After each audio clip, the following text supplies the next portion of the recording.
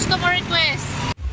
Hello mga karoling, samahan niyo po akong bumili ng request ng mga customer ko. Ang request po nila sa akin ay mga kape. Kaya lahat ng iba't ibang klaseng kape ay pinagbibili ko. At saka gatas.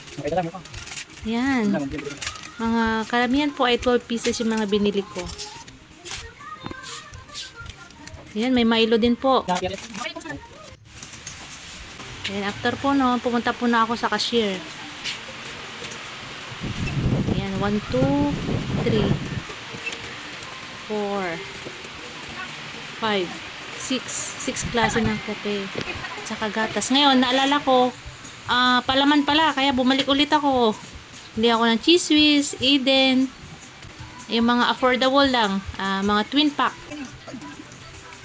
Ayan, pandagdag sa rolling pandesal ni Rowena. Ayan, malabang mata ko kaya tinitignan ko mabuti kung magkano, kung kasya ang aming budget. Ayan. 47. Okay na. Customer request. Kape, gatas, palaman, Milo. Ayan po. Additional sa aming rolling. Hanggang dito na lang po. Marami pong salamat sa panonood. Thanks for watching. God bless everyone.